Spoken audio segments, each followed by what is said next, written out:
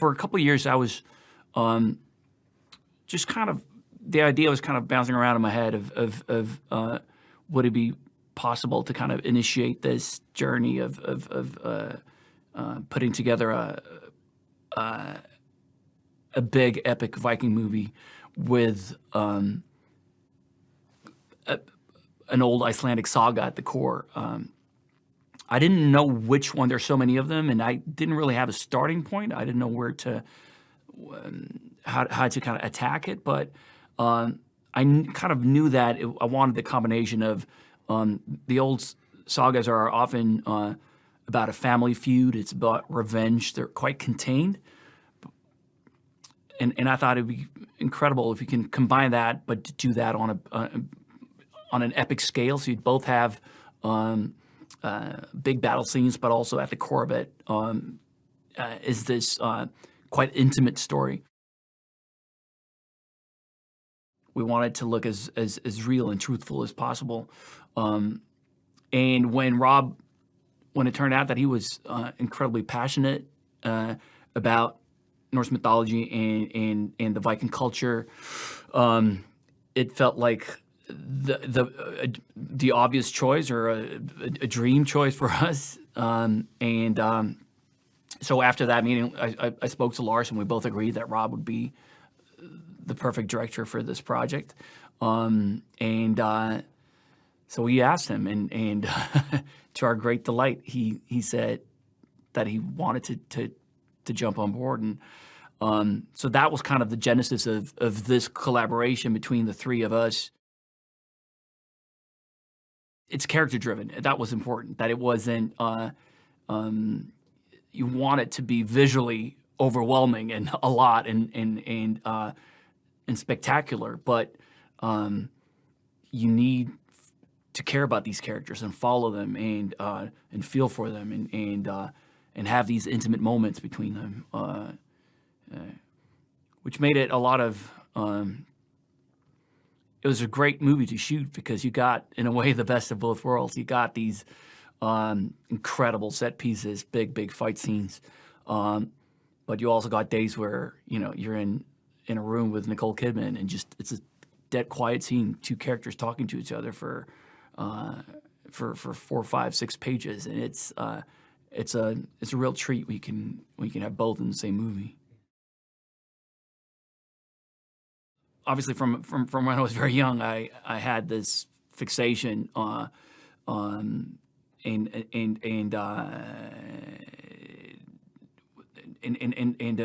a pull towards Viking culture and Norse mythology.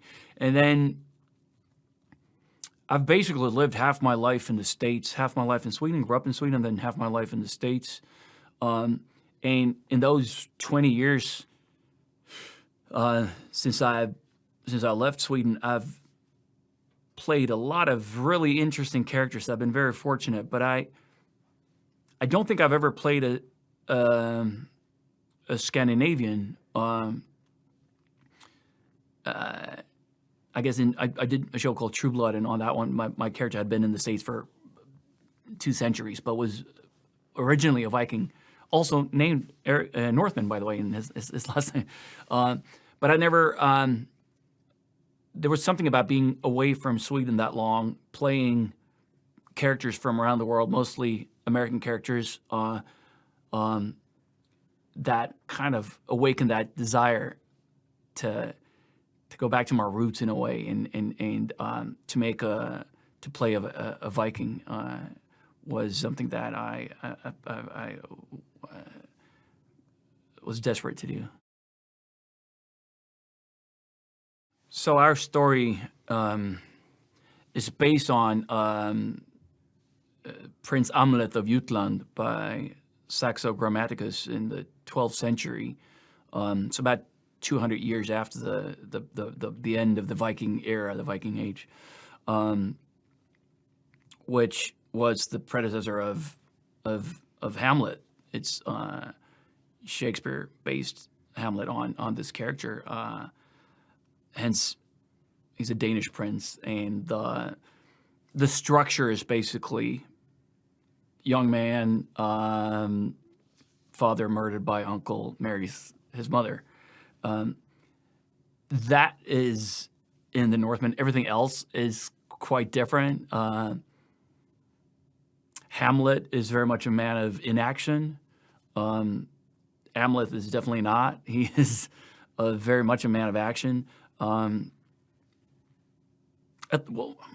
least once he's set on the right path, when he found he realized what his fate was, and when Björk's character reminds him of who he is and what his purpose is, his mission. He vows to avenge the death of his father and save his mother as a 10-year-old boy when he watches the brutal murder of his father by his uncle. But when we're reconnected with him 20 years later, he works as a berserker on these Viking raids down the Russian rivers, which is basically the tip of the spear during the Viking invasion. They throw in these 10 to 15 berserkers to wreak havoc first, and almost like special forces. They go in and then they wreak havoc. They open the gates for the rest of basically the cavalry come in. We wanted to capture the essence of these people and give the audience an opportunity to see the world through the Viking world, through the eyes of these characters, and be as truthful to what that would look and feel and be like as humanly possible.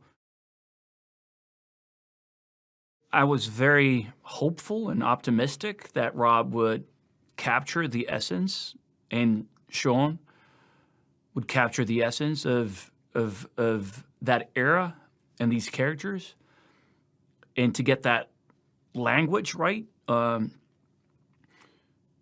we had years before played around with a couple of different ideas and with some screenwriters.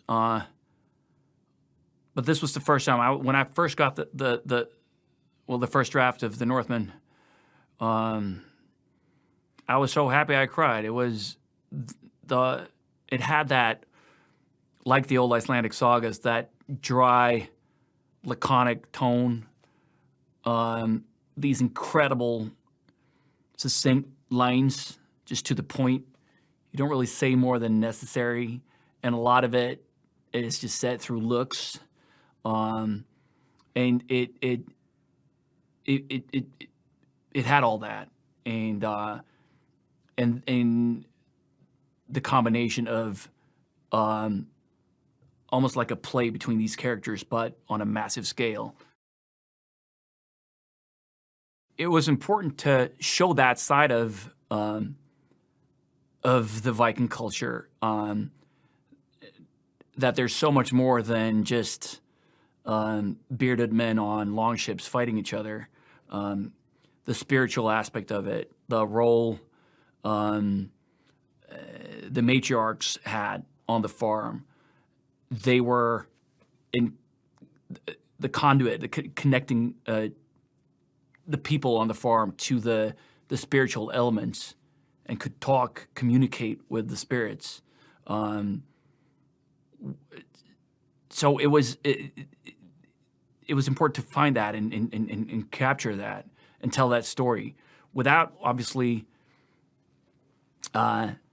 taking away what quite a big chunk of the audience will go to see the movie for, because they want to see the long ships and they want to see people fighting, and they're definitely going to get that in the movie. There's a lot of that, but to show that there's a lot more to the culture than that. I just hope that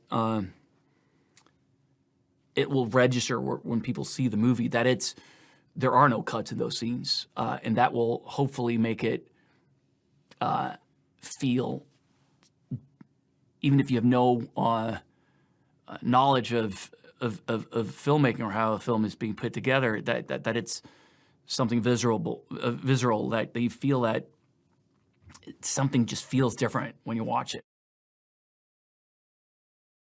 King Aurvandil returns in the beginning of the movie. He returns home from an expedition. He's probably been gone for a winter, maybe 2 winters. And his young son eagerly awaits his father's return, and admires his father, looks up to his father, and he's the young prince of this kingdom on Rapsay, which is an island in the North Atlantic, and is thrilled to be reunited with his father. But unfortunately, that doesn't last very long, because he gets murdered by his brother, Amlet's uncle, and Amlet has to witness this. He's in this berserker bubble and is just has no real drive. He doesn't really he doesn't really know what his fate is. He's forgotten about that until he is reminded. There's an encounter with Osiris, played by Björk, who has a spiritual connection, and she knows who he is, and what his fate is, and reminds him of it. And because of that, the next morning, an opportunity arises to find Fjolnir, his uncle, and to save his mother. And that's how we kind of embark on the adventure, and it's him finding his uncle. Nicole was, it's who we wanted from day one. When we started talking about Gudrun, who would be the perfect Gudrun, it was always Nicole. I had just worked with her on Big Little Lies and had the most amazing experience with her. It was another very, very dark, complicated relationship, and she was just the perfect partner in that, in going to those dark places together. We approached Nicole about this, and we're obviously thrilled when she wanted to come on board. You see that in the movie, how Olga, Anya's character, and other characters, other women on the farm are being treated by the masters of the farm, but also to give them agency and strength, and make Anya's character Olga integral and important in getting off the island. That's her mission, and working together with Amlet, they can help each other out, and they need each other because she has that connection that he doesn't, to the other side, to another realm. In the beginning, Olga is a distraction, but then he realizes that she has vowed to get off this island, and she has knowledge and a spiritual connection that he doesn't have. And the only way he can manifest his fate is through her, an alliance with Olga. Anya's incredible to work with, really. It was important to... We don't have that many scenes, at least in the first half of the movie, so it was really important to kind of pack a punch in those scenes and to really feel that connection. I think it helps that we had a lot of fun together, and we did enjoy spending time together, or I hope, at least I did. I hope Anya felt the same way.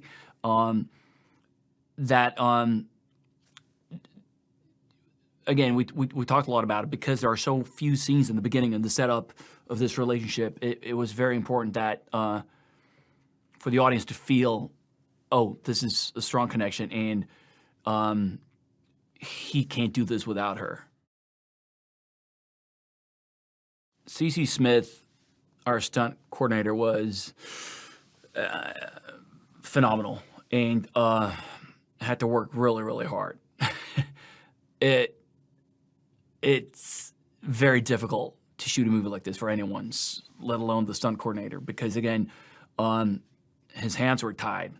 It was one camera on film, no cuts, so everything had to be perfect. It was, fortunately, I got to work with Mark Slaughter, who was my stunt double on Tarzan, and Jack, who's also on Tarzan, and their team. So it was a bunch of stuntmen that we had a rapport. We knew each other. We worked very well together, and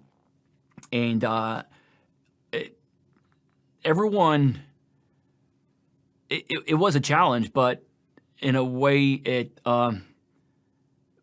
we all kind of thrived on that. Really loved that idea, that it was so different and difficult to shoot it. There are very few moments where you can use a stunt double, again, because there are no cuts. So it's not like, well, let's do that with a stunt double, and then we cut back to me doing the landing. You know, it has to be all you. So it's about being prepared and making sure that you rehearse it enough times, and that obviously being warmed up, working with professional stunt guys, that so those fights are safe for everyone.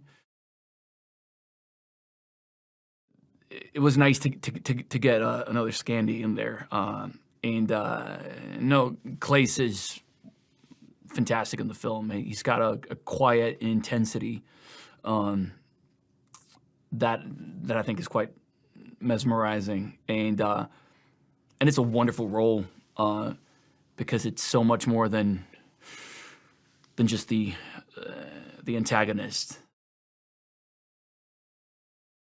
Shooting the feast in the beginning of the movie, when King Arvan, Ethan's character, and Fjolnir and all their men return home with the riches from their expeditions, being entertained by the court jester played by Willem. It was wonderful because I was not in those scenes, and not to say that it wouldn't have been great to work with with Willem, but I actually got to. I obviously came to set those days because Willem was going to be a court jester, but to be on set and to watch that, to stand next to camera and watch that, he's extraordinary. That and the whole the ritual with King Arvandil and young Amleth, led by Willem's character. It was just, it's so good. He's so phenomenal and absolutely perfect for that part. The plan was to be as accurate as possible, and just the amount of research that went into this was extraordinary. There would be conversations about, is this not the right century, but the right decade? Would this scene look like this? Well, this is more Eastern Sweden than Iceland this decade. Or what would this brooch look like? Would that be the right scene? Would that? It was, as an actor, a dream to step into that outfit, because you felt that the attention to detail and the passion behind it. And it was imperative to not try to make it look cool. I think you often you can take a lot of creative freedom. I'm all for that, and make your characters look cool, even if at the time they might have looked very different. We chose not to do that. We chose to try to be as accurate as possible. When we submitted to her, we were hopeful, and obviously Sean having those conversations with her. She doesn't act much anymore. So it was incredibly exciting when she said yes, and one of the highlights of the 6-month shoot was that one night I had on set with Björk. It was in a burnt down structure in the Slav village, and we shot it all night, and it was just an incredible experience. I recommend watching The Northman on a very, very big screen because it's a Robert Eggers movie, and what Robert and Jaren, our DP, if you've seen The Witch or The Lighthouse, it's incredibly, they're both incredibly visual movies. And this is created by those two extraordinary filmmakers, but on a much, much larger scale, on a bigger scope. So I highly recommend watching this to be fully immersed in that world that Rob and Jaren created. It doesn't really do it justice on an iPad. I recommend watching it on a massive screen.